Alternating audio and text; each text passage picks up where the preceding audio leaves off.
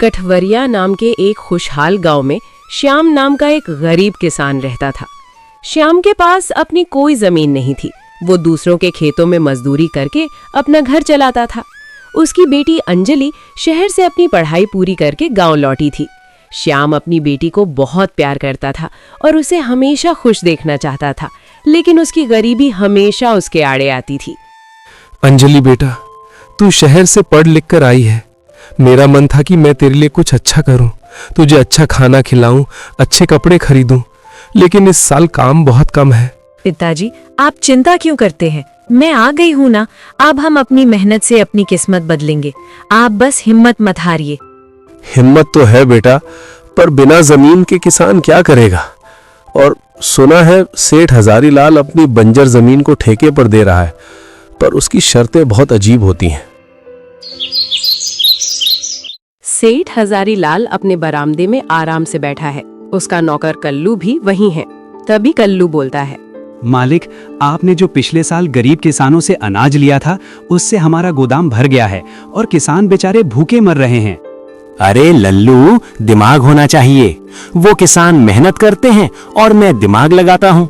और हाँ, इस साल मैंने एक नई शर्त सोची है। जो भी मेरी जमीन मांगेगा, मैं उसे मीठा और कड़वा की शर्त पर दूंगा। फायदा सिर्फ मेरा होगा। तभी श्याम हवेली में प्रवेश करता है। राम राम सेठ जी। अरे श्याम, कैसे आना हुआ? जमीन चाहिए क्या? जी मालिक, सुना है आप जमीन ठेके पर दे रहे हैं। अगर थोड़ा सा टुकड़ा मुझे भी मिल जाए तो मेरी बेटी और मेरा गुजारा हो जाएगा। जमीन तो मिल जाएगी श्याम, लेकिन मेरी शर्त साफ है। इस बार मैं फसल का आधा आधा नहीं करूंगा। तो फिर क्या शर्त है मालिक? शर्त यह है कि उस जमीन पर जो भी उगेगा उसमें से मीठा हिस्सा मेरा होगा और कड़वा हिस्सा तुम्हारा। अगर मंजूर है तो बताओ। मीठा आपका और कड़वा मेरा? ठीक है मालिक, मुझे मंजूर है। श्याम घर चला जाता है। श्याम घर आकर अंजलि को शर्त के बारे में बताता है। क्या? सेठ ने कहा कि मीठा उसका और कड़वा हमारा? पिताजी, सेठ बहुत चालाक है। उसे पता है कि आप गन्ना या कोई फल उगाएंगे जो मीठा होता है, वो सब ले जाएगा और आपको सिर्फ फसल का कचरा मिलेगा। अब क्या करें बेटा, मैंने तो अंगूठा लगा दिया है, ये सोचकर कि सेठ जी दया करके थोड़ा अनाज दे दें। कोई बात नहीं पिताजी, अगर सेठ चालाक है तो आपकी बेटी भी शहर से कुछ सीख कर आई है। हम उस जमीन पर अनाज या गन्ना नहीं उगाएंगे। तो फिर क्या उगाएंगे? हम उस जमीन पर करेले की खेती करेंगे। वे स्वाद में कड़वे होते हैं। अरे हाँ, ये तो बहुत अच्छी बात कही बेटा। अब हम उस जमीन में करेले की खेती करेंगे। महीनों तक श्याम और अंजलि कड़ी धूप में मेहनत करते हैं। वे खेत में खूब सारे करेले उगाते हैं। गांव वाले हैरान थे कि श्याम ने खाने के लिए अनाज क्यों नहीं उगाया। कुछ दिनों में फसल तैयार हो गई। सेठ हजारीलाल और कल्लू खेत पर पहुंचते हैं। सेठ बहुत खुश है। उसे लग रहा है कि उसे बहुत सारा गन्ना या मीठे फल मिलेंगे। ये क्या है? पूरे खेत में तो करेले भरे पड़े हैं। जी मालिक, और जैसा कि आप जानते हैं, करेला बहुत कड़वे होते हैं। शर्त के मुताबिक कड़वा हिस्सा हमारा है, इसलिए ये सारे करेले हमारे हुए। अब आप इस खेत में कुछ मीठा ढूंढ लीजिए, वो आपका है। मालिक, यहाँ तो एक भी मीठी चीज नहीं है, सब कड़वा है। तुमने मुझे धोखा दिया है। मैं इन करेलों का क्या करूंगा? धोखा नहीं मालिक, ये तो आपकी ही शर्त है। आपने ही कहा था कि कड़वा हमारा है। हमने तो बस मेहनत की है। अब हम ये कीमती करेले बाजार में बेचेंगे। सेठ गुस्से में पैर पटकता हुआ वहां से चला जाता है। श्याम और अंजलि बहुत खुश होते हैं। कुछ दिन बाद श्याम फिर से खेती करने के लिए सेठ जी के पास जाता है। सेठ जी, मुझे खेती करने के लिए जमीन चाहिए। आपकी जो भी शर्त है वो बता दीजिए। श्याम, पिछली बार तुम जीत गए, लेकिन इस बार मैं तुम्हें गांव के पीछे वाला फलों का बगीचा देता हूँ। वहां तुम नए पेड़ लगाओ। जी मालिक, इस बार क्या शर्त है? इस बार की शर्त बहुत सीधी है। तुम पेड़ लगाओगे, मेहनत करोगे, लेकिन पेड़ के ऊपर का हिस्सा मेरा होगा और पेड़ के नीचे का हिस्सा तुम्हारा। मंजूर हो तो बोलो। ठीक है मालिक, मुझे मंजूर है। शर्त हारने के बाद सेठ हजारीलाल की रातों की नींद उड़ चुकी थी। हार से ज्यादा उसे एक किसान की बेटी से मिली जिल्लत चुभ रही थी। अब वो ऐसी चाल बुन रहा था जो श्याम के परिवार को उम्र भर के लिए उसका गुलाम बना दे। कल्लू, वो लड़की शहर से क्या पढ़कर आई है? खुद को बहुत बड़ी तोप समझती है। पिछली बार उसने कड़वा मीठा कहकर मुझे ठग लिया, लेकिन इस बार मैं उसे ऐसा जाल बिछाऊंगा कि वो चाह कर भी नहीं निकल पाएगी। मालिक, इस बार ऊपर और नीचे वाली शर्त तो कमाल की है। पेड़ पर फल तो ऊपर ही लगते हैं। अब वो चाहे जो भी पेड़ लगाए, आम, अमरूद या जामुन, फल तो ऊपर की डालियों पर ही आएंगे। और शर्त के मुताबिक ऊपर का हिस्सा आपका, यानी फल आपके, और उसकी जड़ें उसकी। बिल्कुल सही कल्लू, जड़ें तो मिट्टी में दबी रहती हैं। श्याम उन जड़ों का क्या करेगा? वो जड़ों को खाएगा या बाजार में बेचेगा?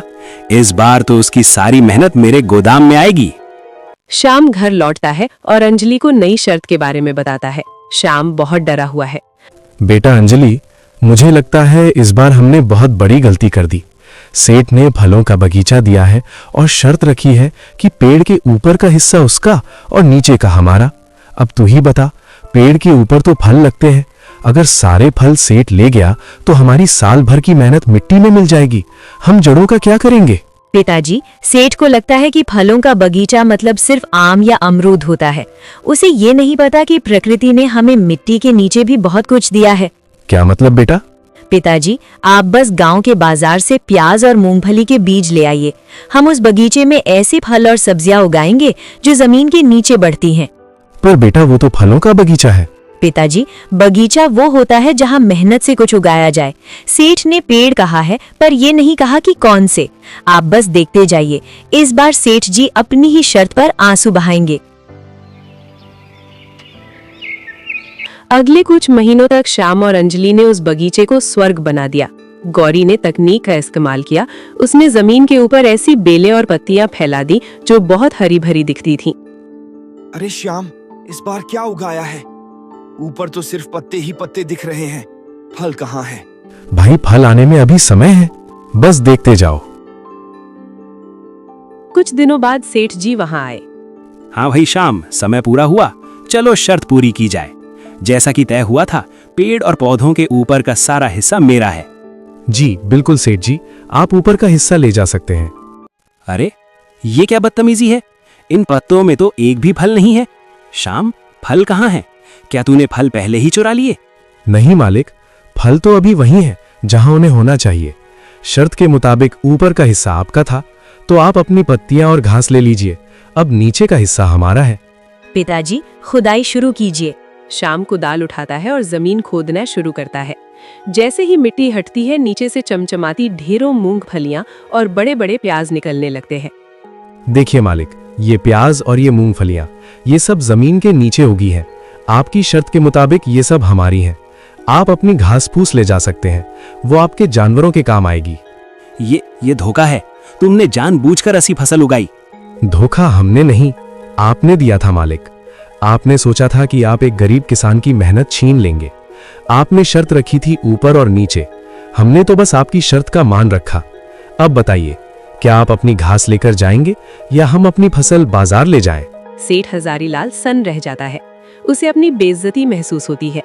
तभी गांव का सरपंच आता है। सेठ जी, आज एक बेटी ने साबित कर दिया कि लालच का फल हमेशा कड़वा होता है। आपने बरसों से इन गरीब किसानों का खून चूसा है। आज आपकी अपनी ही शर्तें आपके गले की फांस बन गई हैं। अगर आप अब भी नहीं सुधरे तो पूरा गांव आपकी हवेली का बहिष्कार करेगा। मालिक, बात बिगड़ गई है, माफी मांग लेना ही ठीक है। मुझे माफ कर दो। श्याम, अंजलि, मुझे समझ आ गया है कि मेहनत का कोई विकल्प नहीं होता और चालाकी हमेशा नहीं चलती। सेठ हजारीलाल ने उसी वक्त अपनी पुरानी सारी शर्तें रद्द कर दी। उसने श्याम और गांव के अन्य किसानों के गिरवी रखे हुए कागज वापस कर दिए।